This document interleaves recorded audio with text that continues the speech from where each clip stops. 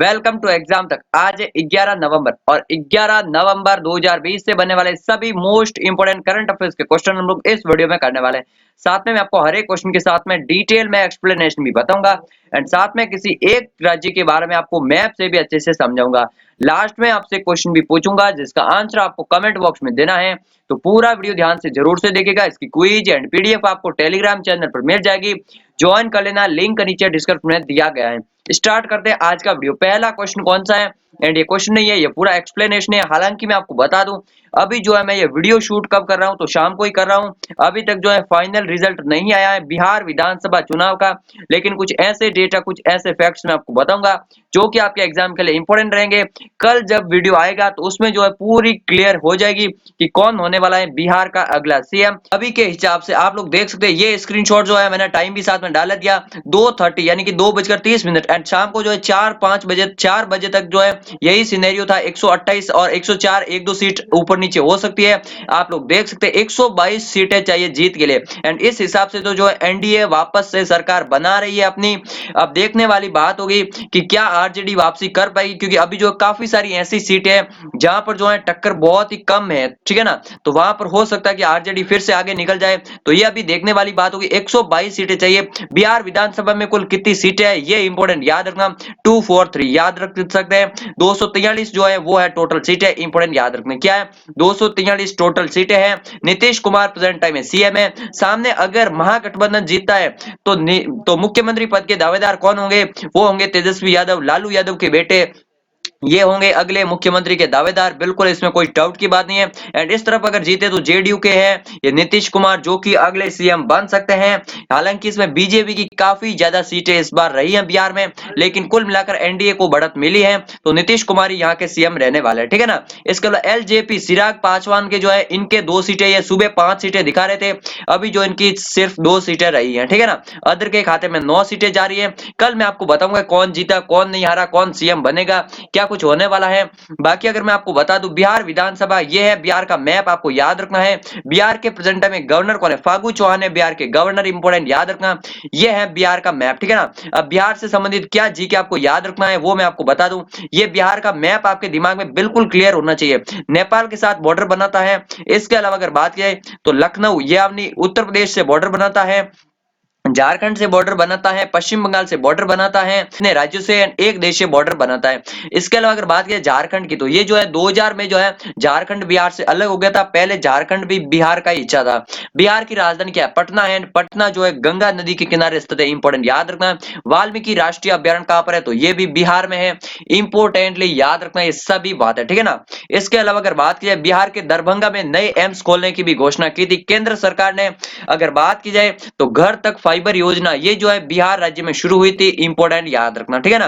अगर बात की जाए ये सभी बातों की तो ओवरऑल जो है कल पता चल जाएगा बिहार का अगला सीएम कौन बनने वाला है। नेक्स्ट बात का सेकंड क्वेश्चन की, इंपोर्टेंट क्वेश्चन है हाल ही में पेरिस मास्टर्स 2020 का खिताब किसने जीता, तो पेरिस मास्टर्स 2020 का खिताब अभी जीत लिया है डेनियल मेडवेदेव, ठीक है ना। इनका नाम आपको याद रखना है। आप अगर तुक्का लगाने बैठते तो जाहिर सी बात है नोवाक जोकोविच या राफेल नडाल पर ही तुक्का लगाते। डेनियल मेडवेदेव इनका नाम भी इंपॉर्टेंट याद रखना। किस देश के, तो रशिया का है ये एंड इन्होंने ये जीता है पेरिस मास्टर्स 2020। इन्होंने किसको हराया, तो अलेक्जेंडर ज्वेरेव को हराया है, इंपॉर्टेंट याद रखना, ठीक है ना।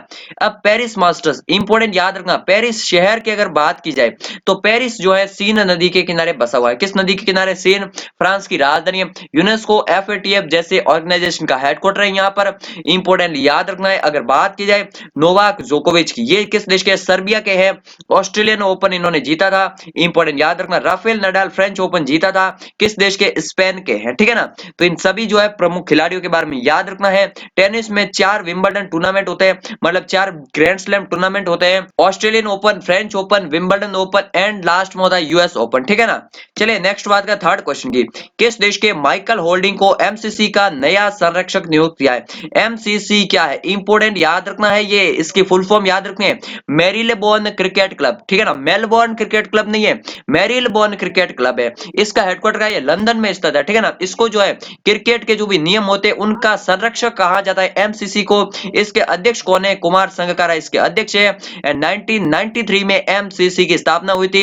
इसमें जो है फुल फॉर्म में कंफ्यूज होते हैं लोग, मैरीलेबोर्न क्रिकेट क्लब है न कि मेलबोर्न क्रिकेट क्लब। मेलबोर्न जो है ऑस्ट्रेलिया में शहर है, वहां पर स्टेडियम है, तो आपको जो कंफ्यूज नहीं होना, ये लंदन में स्थित है, ठीक है ना। तो माइकल होल्डिंग जो ये बने एमसीसी के नए संरक्षक। ये किस देश के? वेस्ट इंडीज देश के हैं। अगर बात की जाए वेस्ट इंडीज को, तो ये कोई एक देश नहीं, ये जो अलग अलग देशों का समूह है, एंड ये पूरा समूह अलग अलग देशों का मिलकर वेस्ट इंडीज टीम बना था, एंड ये क्रिकेट में खेलते हैं, ठीक है ना। 2 बार वेस्ट इंडीज वर्ल्ड कप जीत चुके हैं, शुरुआती में जब 1975 का वर्ल्ड कप हुआ था एंड 1979 का, दोनों वर्ल्ड कप इन्होंने जीते थे। फिर 83 का जीता था अपने इंडिया ने, कपिल देव ने ट्रॉफी उठाई थी लॉर्ड्स के मैदान में, ठीक है ना।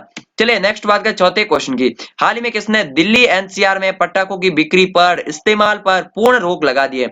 तो अभी जो दिल्ली एनसीआर, पहला स्टेट कौन सा बना था इस साल जिसने पटाखों की बिक्री पर रोक लगाई थी? तो वो राजस्थान बना था। अभी जो है एनजीटी ने जो है दिल्ली एंड एनसीआर रीजन में जो है दीपावली के मौके पर और आगे जो भी फेस्टिवल्स आ रहे हैं, पटाखों की बिक्री और इस्तेमाल पर पूर्ण तरीके से रोक लगा दिया है।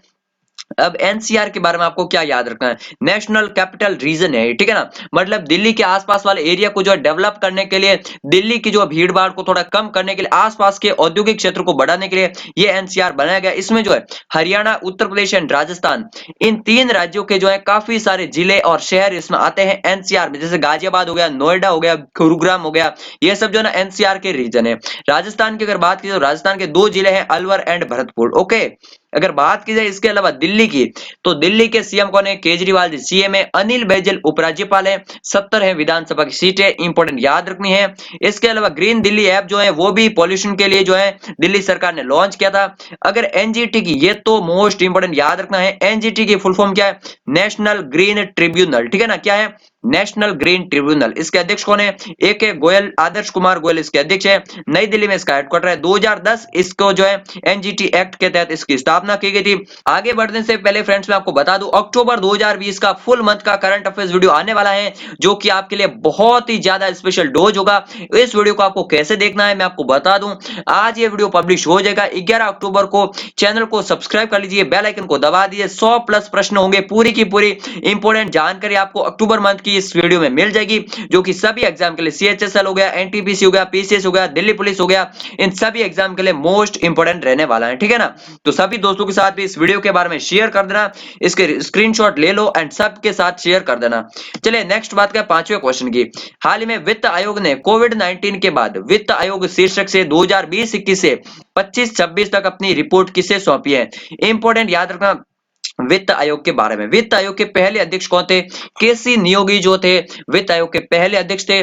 14वें वित्त आयोग के अध्यक्ष थे वाईवी रेड्डी। एंड 15वें वित्त आयोग के अध्यक्ष कौन थे? तो 15वें वित्त आयोग के अध्यक्ष एनके सिंह। प्रेजेंट टाइम में इंपोर्टेंट याद रखना है। इसका कार्यकाल कितना होता है वित्त आयोग का?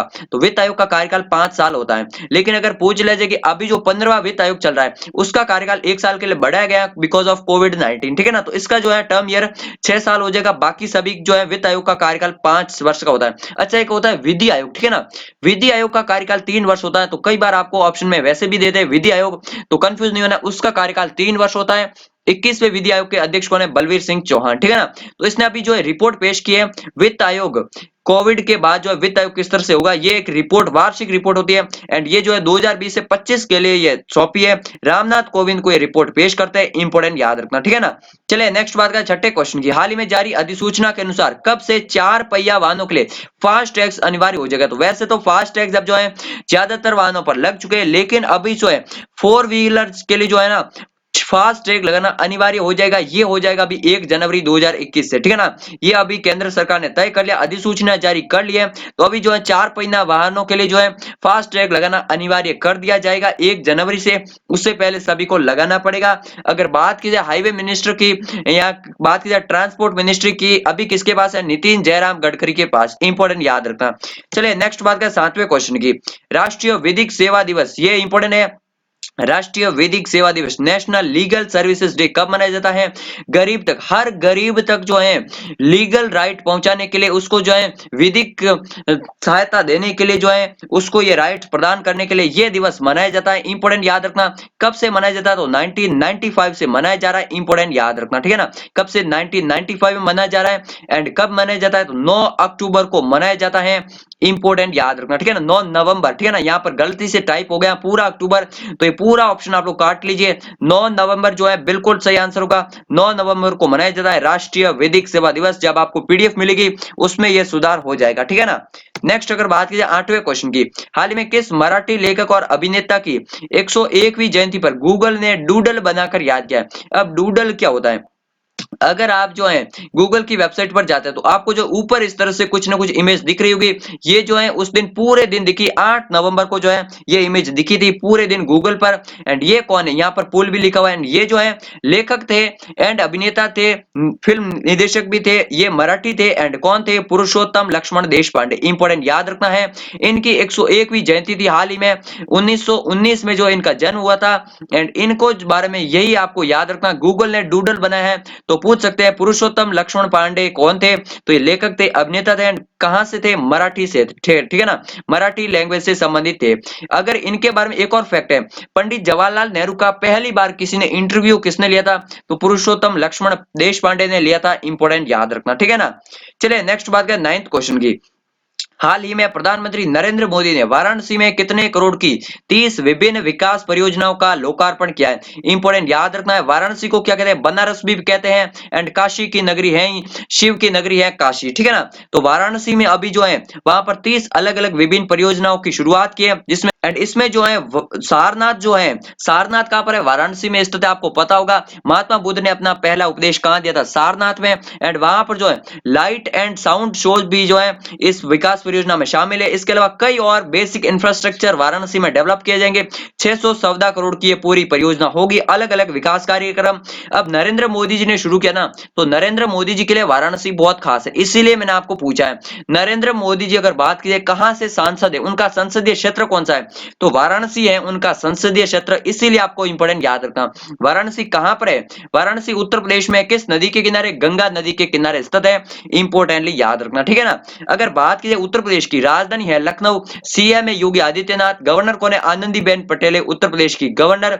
इंपॉर्टेंट याद रखना, दूधवा नेशनल पार्क ये कहां पर स्थित है? वाराणसी में है, मतलब उत्तर प्रदेश में है, ठीक है ना।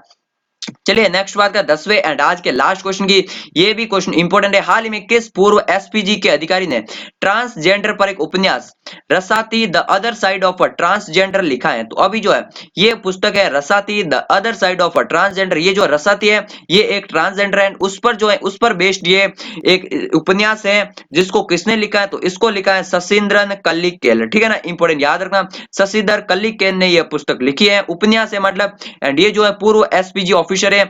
अटल बिहारी वाजपेयी एंड प्रधानमंत्री मनमोहन सिंह जब ये प्रधानमंत्री रह चुके हैं, उनके टाइम पे एसपीजी में हेड रह चुके हैं।